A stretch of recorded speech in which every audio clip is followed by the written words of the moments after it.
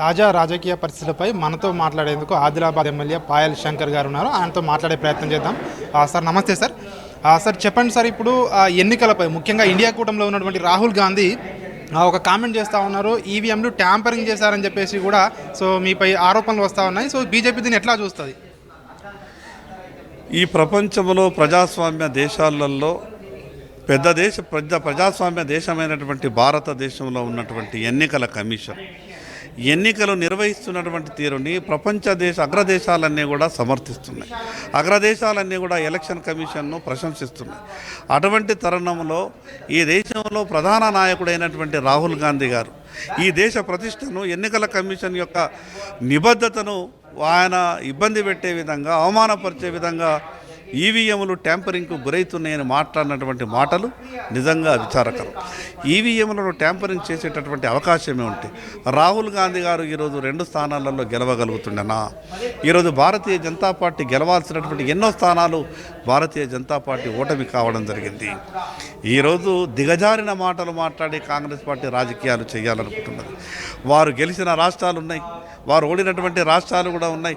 ప్రజల మధ్యన పనిచేస్తే, ప్రజల కొరకు పనిచేస్తే, ప్రజల మధ్యలో ఉండి పనిచేసి పోరాటం చేస్తే, ప్రజలు గుర్తిస్తే ఎన్నికలలో గెలవగలుగుతాం తప్పితే ఈవీఎంల మీద ఆరోపణలు చేస్తేనో లేదా బ్యాలెట్ పేపర్లు వస్తేనే గెలుస్తామని ఆశ పెట్టుకున్న కాంగ్రెస్ పార్టీకి ఏ ఎన్నిక ఉన్నా కూడా కాంగ్రెస్ పార్టీ ఓటమి ఖాయం.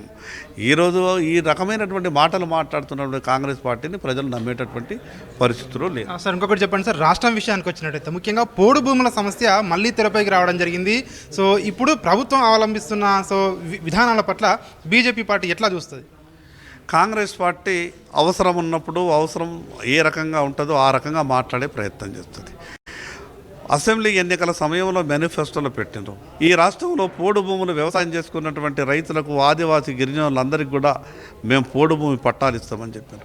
అసెంబ్లీ ఎన్నికల తర్వాత మేము అనుకున్నాం, కొత్తగా కాంగ్రెస్ ప్రభుత్వం వచ్చింది కదా, పోడు భూములు వ్యవసాయం చేస్తున్నటువంటి రైతులందరికీ కూడా పట్టాలు ఇస్తారేమో అనుకున్నాం. కానీ మధ్యలో ఏమన్నారు, పార్లమెంట్ ఎన్నికల కోడ్ వచ్చింది కాబట్టి పార్లమెంట్ ఎన్నికల తర్వాత పట్టాలు ఇస్తామని చెప్పారు. పార్లమెంట్ ఎన్నికల ఫలితాలు వచ్చిన తర్వాత ఈరోజు అటవీ అధికారులు ఉసిగొలుపుతున్నారు, పోలీసు వ్యవస్థను ఉసిగొలుపుతూ ఉన్నారు, ఈరోజు దాడులు చేసే ప్రయత్నం చేస్తూ ఉన్నారు. మీరు పార్లమెంట్ ఎన్నికల తర్వాత పట్టాలు ఇస్తామని చెప్పినటువంటి ఈ రాష్ట్ర ప్రభుత్వం పోలీసులతో వేధిస్తారని ఏ రోజు కూడా మేము ఊహించలేదు. కానీ జరుగుతున్నటువంటి దాష్టికాన్ని అంతా కూడా ఖండిస్తున్నాం. ఎట్టి పరిస్థితుల్లో కాంగ్రెస్ ఇచ్చినటువంటి మాట నిలుపుకోవాలా. తాత ముత్తాతల నుంచి పోడు భూములు వ్యవసాయం చేస్తున్నటువంటి కాంగ్రెస్ రైతులకు ఈ కాంగ్రెస్ పార్టీ ప్రభుత్వం పట్టాలు ఇవ్వాలా.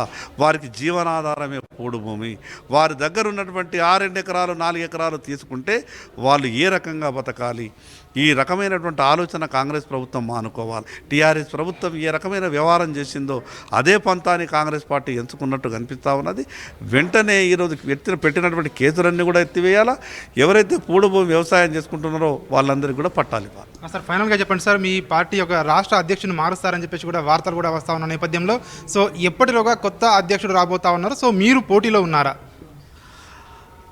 రాష్ట్ర అధ్యక్షుడికి సంబంధించిన విషయం కేంద్ర నాయకత్వం చూసుకునేటటువంటి విషయం. ఎప్పటిలోగా చేస్తారు, ఎవరిని చేస్తారు అనేది పార్టీ అధినాయకత్వం ఆలోచించేటటువంటి విషయం. పార్టీ ఏ బాధ్యతను ఇచ్చినా సమర్థవంతంగా నిర్వహించే ప్రయత్నం చేస్తాం. ఇది ఆదిలాబాద్ ఎమ్మెల్యే పాయల్ శంకర్ చెప్తా ఉన్నారు. కాంగ్రెస్ పార్టీ అవలంబిస్తున్న పోడు రైతు విధానాలు ఏదైతే ఉందో దానిపైన కాంగ్రెస్ ప్రభుత్వం ఓట్లకు ముందు ఒక రకంగా, ఓట్లకు తర్వాత ఒక రకంగా వ్యవహరిస్తుందని కూడా ఆయన చెప్తా ఉన్నారు. అదేవిధంగా పార్టీ రాష్ట్ర అధ్యక్షుడి నియామకం అనేది అది అంటే పార్టీ అధిష్టానం నిర్ణయం చేతుల్లో ఉంటుంది కాబట్టి అధిష్టానం ఎవరికి అప్పచెప్పినా కూడా ఆ బాధ్యతను నిర్వహిస్తామని చెప్పేసి కూడా ఆదిలాబాద్ ఎమ్మెల్యే పాయల్ శంకర్ చెప్తా ఉన్న పరిస్థితి కనిపిస్తూ ఉంది. కెమెరా పర్సన్ బంటితో రాజు, న్యూస్ 360 హైదరాబాద్.